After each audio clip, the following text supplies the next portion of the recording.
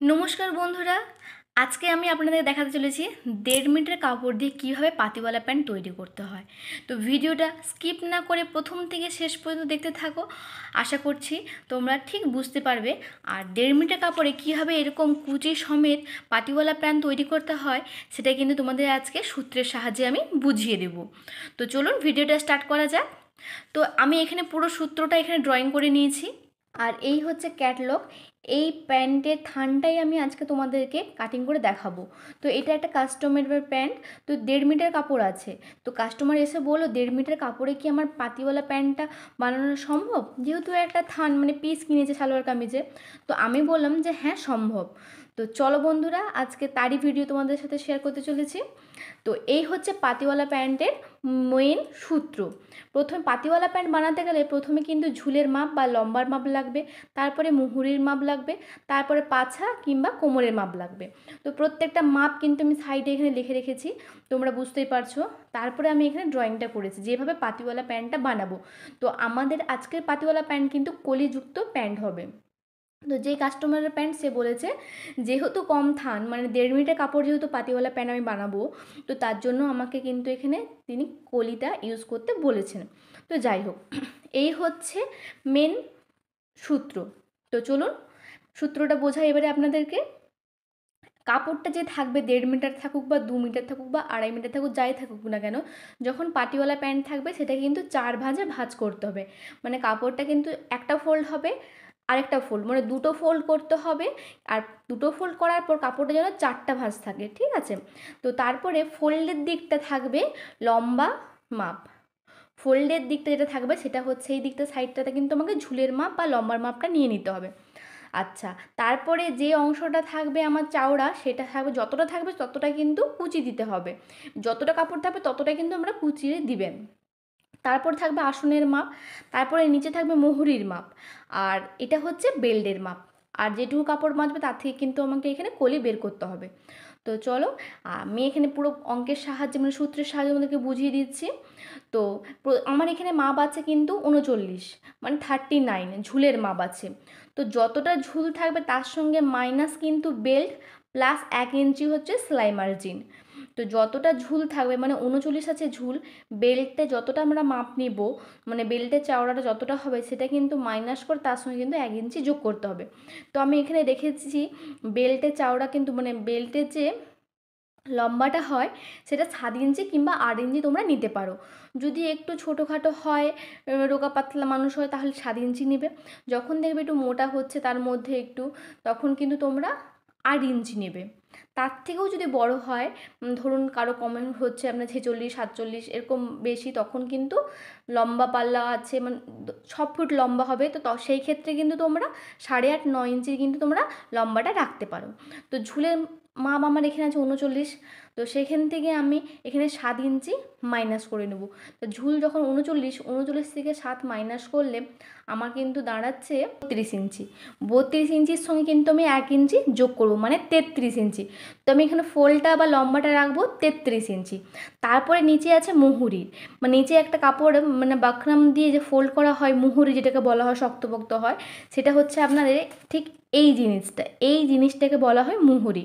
তো এই মুহুরিটার জন্য কিন্তু আমি 1.5 ইঞ্চি আরও এক্সট্রা নিয়ে নেব। তাহলে আমার কাপড়টা ঝুল যত থাকবে 39 ইঞ্চি, তার থেকে আমি 7 ইঞ্চি মাইনাস করলাম, আমার হলো 32 ইঞ্চি।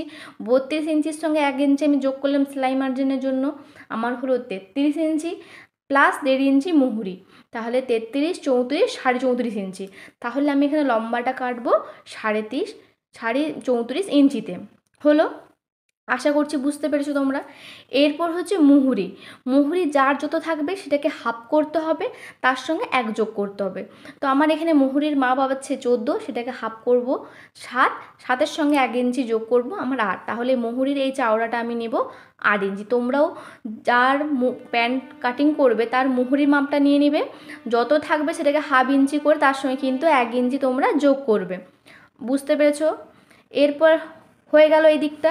তারপরে এই পোর্শনটা মানে আসনের মাপ নিতে গেলে যার যত কোমর থাকবে মানে কোমর বা পাছা থাকবে সেটাকে কিন্তু অর্ধেক করতে হবে। অর্ধেক করলে আমার এখানে 40 আছে, 40-এর অর্ধেক কিন্তু 10 ইঞ্চি হচ্ছে। তো আমার এখানে আসনটা 10 ইঞ্চি হবে। তোমরা যদি কলি জয়েন করতে না চাও তাহলে সেই ক্ষেত্রে কিন্তু 10 ইঞ্চি তোমরা এখানে রাখবে। এই আসনের মাপ 10 ইঞ্চি করার পর এই 10 ইঞ্চি থেকে এই মুহুরি পর্যন্ত কিন্তু লম্বা একটা সেভ করে দেবে, মানে দাগ টেনে দিবে, তাহলে কিন্তু হয়ে গেল। যেহেতু আমি এখানে কলি ব্যবহার করব সেহেতু আমি কিন্তু 5-5 করে ভাগ করে নিয়েছি, মানে আসনের মাপ রেখেছি 5 আর কলির মাপ রেখেছি 5। তো এখানে 5 ইঞ্চি নিয়ে নিলাম আমি সেলাই মার্জিনের জন্য, মানে আসনের মাপ 5 ইঞ্চি নিয়ে নিলাম। এবারে সেইখান থেকে কিন্তু মুহুরি পর্যন্তটা লম্বা দাগ টেনে নেবো। তোমরা এইখানেও দাগ টানতে পারো বা এই সোজাসুজি তোমরা দাগ টানতে পারো, এটা কিন্তু মানে এইখানেই দাগ টানতে হবে তার কোনো ব্যাপার নেই, দাগটা এখানে টানলেও কিন্তু তোমার হবে। আশা করছি এটা বুঝতে পেরেছো। এরপর চলে যাচ্ছি আমি কলি। কলির কিন্তু চওড়াটা রেখেছি আমি 5, লম্বাটা রেখেছি 6 এই কারণে রেখেছি যেহেতু 5-5-10 হয়ে যাচ্ছে, কিন্তু যেহেতু আমাকে এখানে সেলাই করতে হবে সেলাই মার্জিনের জন্য আমি 1 ইঞ্চি কাপড় বেশি রেখেছি, কারণ এই সাইডটা সেলাই এই সাইডটা সেলাই, এটা 3টে সাইডে কিন্তু এর সেলাই হবে কলির, তার জন্য কিন্তু আমি 1 ইঞ্চি এখানে বেশি নিয়েছি। তো চওড়াটা নিয়েছি 5 ইঞ্চি, লম্বাটা নিয়েছি 6 ইঞ্চি। এরপর এই লম্বাটা থেকে এই কোণে আর এই লম্বাটা থেকে এই কোণে কিন্তু আমি যোগ করে দিচ্ছি। আর এটা কিন্তু দুটো টুকরো হবে, কারণ এই কাপড়টা 4 ভাঁজে আছে, তো যখনই আমরা ভাঁজটা খুলবো তখন কিন্তু দুটো পার্ট বেরোবে, একটা ডান পায়ের পার্ট আর একটা বাম পায়ের পার্ট। তো ডান পায়ে একটা বসানো হবে, বাম পায়ের পার্টে একটা বসানো হবে, দুটো কলি কিন্তু সামনের দিকে পিছনে করে দুটো কলি কিন্তু আমার থাকবে। আশা করছি বুঝতে পেরেছো। এরপর চলে আসছি আমি এখানে কিন্তু কোমরের মাপ বা পাছা যাই বলতে পারো না কেন। তো এটা হচ্ছে বেল্টের কাপড়।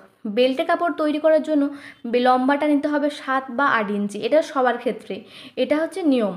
লম্বাটা তোমরা 7 নিলে সেই হিসাবে কিন্তু এখানে মাইনাস করবে, যদি লম্বা তোমরা 8 ইঞ্চি নাও বেল্টের কাপড়টা কিন্তু সেভাবে এখানে মাইনাস করবে। তো যদি লম্বার মাপ 7 নাও তাহলে 34.5 ইঞ্চি হচ্ছে, আর লম্বার মাপ যদি 8 নাও সেক্ষেত্রে কিন্তু আরও 1 ইঞ্চি কমে যাবে, 33.5 ইঞ্চিতে কিন্তু হবে। আশা করছি বুঝতে পেরেছো। এরপর হচ্ছে লম্বা হয়ে গেলো, এরপর হচ্ছে চাওড়া। এটা হচ্ছে চাওড়া, যার যত কোমর থাকবে সেটাকে হাফ করতে হবে, হাফ করে তার সঙ্গে 4 ইঞ্চি কিংবা 5 ইঞ্চি তোমরা যোগ করতে পারো, কারণ বেল্টে কাপড় কিন্তু সবসময় আমাদের লুজ থাকবে, ঢিলা থাকবে, মানে সায়ার পট্টি যেরকম হয় টাইট করে হয় ওরকম কিন্তু হবে না, বেল্টের কাপড় কিন্তু সবসময় লুজ থাকবে। প্যান্ট সবার ক্ষেত্রে প্যান্টের কাপড়ে কিন্তু বেল্টটা লুজ থাকবে। বেল্টটা হবে 2 ভাঁজে ভাঁজ করবে, যদি তার 4 ভাঁজে ভাঁজ করো তাহলে এটা 40 ইঞ্চি থেকে 4 ভাঁজ করলে সেটাকে 10 ইঞ্চিতে দাঁড়াবে। আর যেহেতু আমি 2 ভাঁজ করেছি তাহলে 40 ইঞ্চিটা আমার হাফ করলে 20 ইঞ্চি আসবে, 20 ইঞ্চির সঙ্গে 4 কিংবা 5 যোগ করলে আমার 24 ইঞ্চি কিংবা 25 ইঞ্চি হবে, সেই হিসাবে কিন্তু আমি এখানে কাটিং করব। আশা করছি বুঝতে পারছো। তো চলো এবার তোমাদেরকে এই কামিজের কাটিং করে তোমাদেরকে দেখাই, এই সালোয়ার কামিজের সালোয়ারটা কাটিং করে তোমাদের দেখাবো। আর কাটিং করার পর তোমরা আরও কিন্তু সহজভাবে বুঝতে পারবে।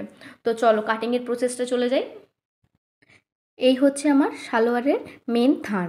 তো এই থানটাই আমি এখন কাটিং করে তোমাদের দেখাবো।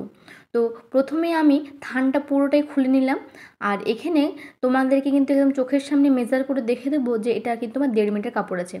এই দেখুন ফিতাটা লম্বাভাবে ধরলাম, পুরো একটা ফিতা কিন্তু 1.5 মিটারই থাকে, তো সেই ক্ষেত্রে বুঝতেই পারলে যে কাপড়টা কিন্তু আমার 1.5 মিটারই রয়েছে। এরপর কাপড়টা ভাঁজ করে নিলাম, 2 ভাঁজে ভাঁজ করলাম। এই দেখুন 4টা কাপড় আছে, 1 2 3 নম্বর আর এই 4 নম্বর, এটা হচ্ছে 4 ভাঁজে ভাঁজ আছে কাপড়টা। এরপর হাত দিয়ে ভালো করে কাপড়টা কিন্তু প্রেস করে দিতে হবে যাতে কোথাও কাপড় কিন্তু কুঁচকে না থাকে। এরপর আমি 1 ইঞ্চি এখানে নিয়ে নিচ্ছি সেলাই মার্জিনের জন্য, আমি পাশের ছবিটা দিয়ে দিলাম যাতে তোমরা সূত্র অনুযায়ী কাটিংটা ভালোভাবে বুঝতে পারো। তারপর আমি এখানে লম্বার মাপ নিয়ে নিচ্ছি, তো লম্বার মাপটা আমি কত পেয়েছিলাম 34.5 ইঞ্চি, তো 34.5 ইঞ্চি নিয়ে দাগ দিয়ে দিলাম। তারপরে আমি নিয়ে নিচ্ছি এখানে মুহুরার জন্য হচ্ছে 1.5 ইঞ্চি, সেটাও কিন্তু আমি নিয়ে মোট হচ্ছে আমার 34.5 ইঞ্চি নিয়ে নিলাম। এরপর মুহুরা যা যত আছে সেটাকে তো হাফ করতে হবে, মানে 14 ছিল 7 হয়েছে, তার সঙ্গে 1 ইঞ্চি যোগ করেছি, তো 8 ইঞ্চিতে আমি দাগ দিয়ে দিলাম। এরপর যতটা কাপড় থাকবে চাওড়া কিন্তু ততটাই কিন্তু কাপড় নিতে হবে। তারপরে সেই কাপড়ের সাইড থেকে কিন্তু আমি এখানে আসনের মাপটা নিয়ে নিলাম। আসনের মাপ কত ছিল আমার 5 ইঞ্চি, তো 5 ইঞ্চি দাগ দিয়ে আসন থেকে একদম মুহুরি পর্যন্ত কিন্তু আমি ফিতেটায় লম্বাভাবে দাগ টেনে নিলাম।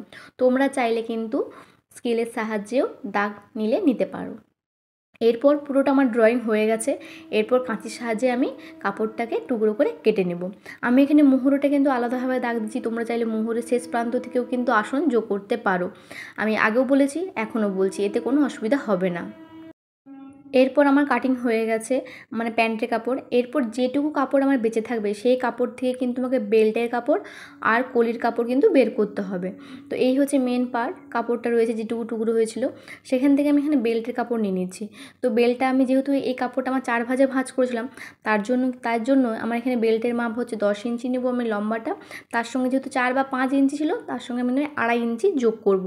তো আমার টোটাল হলো 12.5 ইঞ্চিতে আমি দাগ দিলাম। এরপর লম্বা নিয়ে নেব আমি 7 ইঞ্চি, কারণ আমি আগেই বলেছি, কারণ যেহেতু অঙ্ক করার সময় আমি কিন্তু 7 ইঞ্চি মাইনাস দিয়েছিলাম ঝুলের মাপ থেকে। তো 7 ইঞ্চিতে দাগ দিলাম, পুরোটাকে ড্রয়িং করে নিলাম। এরপরে আমি কাঁচির সাহায্যে কেটে নিলাম। কাপড়টি 4 ভাঁজে আছে বলে কিন্তু আমি এখানে 10 ইঞ্চিতে কেটেছি। যদি 2 ভাঁজে থাকতো তাহলে কিন্তু আমি এখানে 20 ইঞ্চিতে কাটিং করতাম, 20-র সঙ্গে 4 যোগ করতাম। যেহেতু 4 ভাঁজ আছে তাই 10-এর সঙ্গে আমি 2 যোগ করেছি। এরপর নেক্সট পার্ট চলে এসেছি। তো নেক্সট হচ্ছে আমার কলির জন্য কিন্তু 2টো কাপড় থাকবে। তার জন্য আমি 2টো কাপড় নিয়ে নিয়েছি। এখানে চওড়া নিয়ে নিয়েছি 5 ইঞ্চি আর লম্বা নিয়েছি 6 ইঞ্চি। এরপর স্কেলের সাহায্যে আমি ড্রয়িংটা করে নেব। তো স্কেলের সাহায্যে যখন ড্রয়িংটা করব, একদম যে 6 ইঞ্চির মাথায় দাগ দিয়েছিলাম সেই মাথা থেকে কিন্তু দুপাশে আমি সমানভাবে দাগ টেনে নিলাম। এরপর আমি কলিটা কাটিং করে নিলাম। তো মেন পাতিওয়ালা প্যান্টের যে 3টে পার্ট দরকার, মানে বেল্টের পার্ট, কলি আর হচ্ছে কুচির কাপড়টা, তো 3টে পার্টে কিন্তু আমার কাটিং করা হয়ে গেছে। তো আশা করছি তোমরা কিন্তু সূত্রের সাহায্যে পাতিওয়ালা প্যান্ট কাটিং করাটা খুব ভালোভাবে বুঝতে পেরেছো। যদি ভালো লেগে থাকে আজকের ভিডিওটা আর হেল্পফুল বলে মনে হয় তোমাদের, অবশ্যই কিন্তু লাইক, শেয়ার, সাবস্ক্রাইব করতে কিন্তু ভুলবে না। তো চলো বন্ধুরা, টাটা। নেক্সট একটি ভিডিওতে তোমাদের সাথে দেখা হচ্ছে।